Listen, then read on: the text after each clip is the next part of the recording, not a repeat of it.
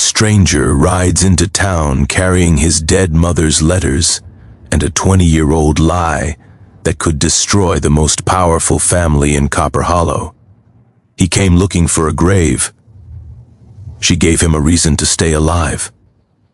The town buried the truth with Rose Whitmore. Her son came to dig it up. She counted nails in her father's store. He counted the years since his mother was murdered. Together they uncovered a secret the whole town wanted to forget. Some men ride into town looking for work. Silas Cain rode in looking for the man who poisoned his mother and paid a doctor to call it natural. 20 years ago they buried a lie in Copper Hollow. Now her son has come to make the truth rise. She had never been more than 40 miles from home. He had traveled 1,000 miles to find one name. When their paths crossed, everything changed. The richest man in town built his empire on land and cattle. He built his silence on a murdered woman's grave. He wore his scars on the outside. The town wore theirs beneath the dust and polite smiles. A shopkeeper's daughter with ink-stained fingers. A drifter with winter in his eyes. A secret that had poisoned a town for 2 decades. The desert wind carried dust and whispers across the town of Copper Hollow. Clara Finch stood behind the counter of her father's general store, counting nails into small paper bags. Her fingers were stained with ink from the ledger she kept, numbers and names written in her careful hand. She was 23 years old and had never been more than 40 miles from this store. The bell above the door rang and a stranger walked in. He was tall and built like a man who had worked hard his whole life. His clothes were worn but clean. His boots had seen 1,000 miles of trail. What caught Clara's eye was the way he moved, quiet and watchful like a man who expected trouble but did not want it. He had a scar that ran from his left eyebrow down to his cheekbone, a thin white line that spoke of old violence. His eyes were the color of winter sky, pale and steady. He removed his hat when he stepped inside, and Clara noticed his hair was dark with streaks of gray at the temples, though he could not have been older than 35. He asked for flour, coffee, and ammunition. His voice was low and rough, like he had not spoken to anyone in days. Clara gathered the items and set them on the counter. She told him the total. He paid in coins that looked older than the ones she usually saw, silver pieces worn smooth by years of handling. She asked if he was passing through. He said he was looking for work. She told him the Hartley Ranch was hiring hands for the cattle drive. He nodded once and picked up his supplies. He paused at the door and looked back at her. He said his name was Silas Cain. Then he was gone. Clara thought about him for the rest of the day. There was something in his eyes that stayed with her, a heaviness that seemed older than his years. That night at supper, her father mentioned that a drifter had come to town. He said the man had been asking about the Hartley Ranch, but also about a woman named Rose Whitmore. Clara's mother went pale at the name. Clara asked who Rose Whitmore was. Her parents exchanged a look that held years of secrets. Her father said it was old business and not her concern. Clara did not push, but she remembered the name.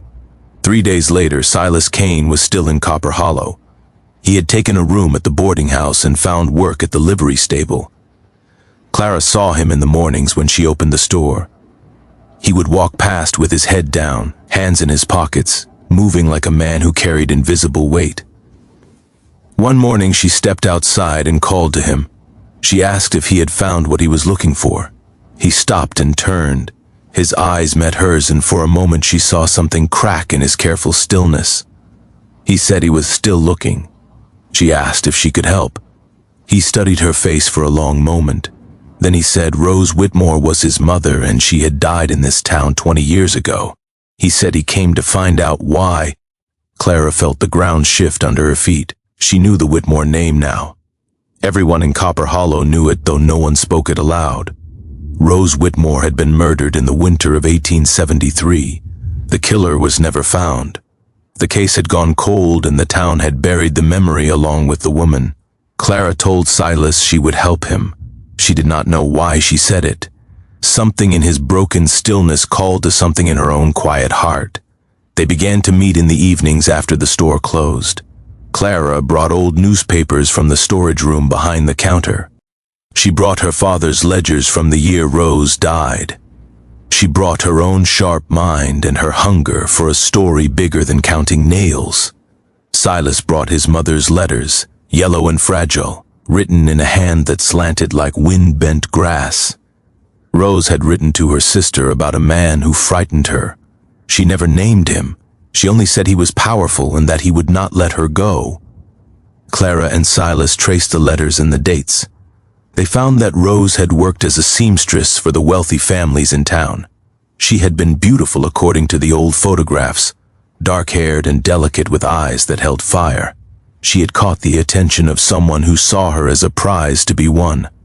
When she refused him, he could not bear it. Clara asked Silas how he knew Rose was murdered and not just lost to illness or accident. Silas pulled a folded paper from his coat. It was a death certificate signed by a doctor named Elijah Cain. The cause of death was listed as heart failure. But Rose Whitmore had been 26 years old and healthy as a horse according to her letters. Someone had lied. They went to find Elijah Cain. He was still alive, an old man living in a small house at the edge of town. His hands shook and his eyes were clouded with age. When Silas asked about Rose Whitmore, the old man began to weep. He said he had been paid to write that certificate. He said the real cause of death was poison administered by someone Rose trusted. He said he had kept the secret for 20 years because he feared for his own life. Clara asked who paid him. The old man whispered a name that made Clara's blood turn cold. It was Hartley, Jedediah Hartley, the patriarch of the wealthiest family in Copper Hollow. The man who had built half the town and owned the other half. The man whose grandson now ran the cattle empire and sat on the town council. Silas went, still as stone. Clara watched his hands curl into fists at his sides. She saw the violence that lived in him rise to the surface, and then slowly, painfully, sink back down. He said he would not kill Jedediah Hartley. The old man was already dying, eaten by age and disease. Killing him would not bring Rose back. But Silas wanted the truth spoken aloud. He wanted the town to know what had been buried with his mother. Clara helped him write it all down. She used her careful hand and her sharp words. They printed the story in the newspaper office after hours, setting the type themselves by lamplight.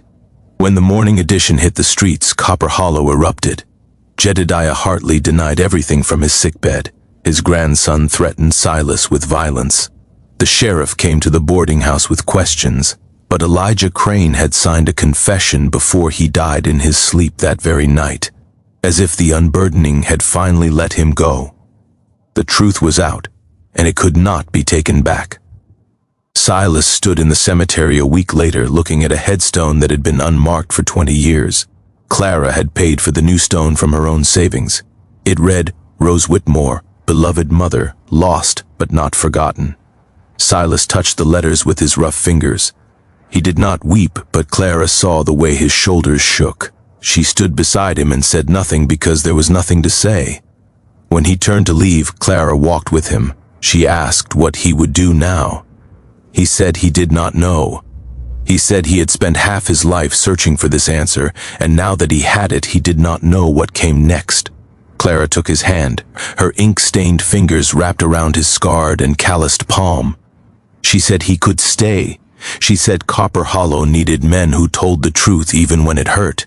She said she needed someone who saw her as more than a shopkeeper's daughter counting nails. Silas looked at her for a long moment. The heaviness in his eyes did not disappear, but something else joined it. Something like hope. He said he would stay for a while. He said he wanted to see what kind of life he could build when he was not chasing ghosts. Clara smiled, and it was the first real smile she had worn in years. They walked back toward town together as the sun set behind the mountains, painting the sky in shades of gold and rose.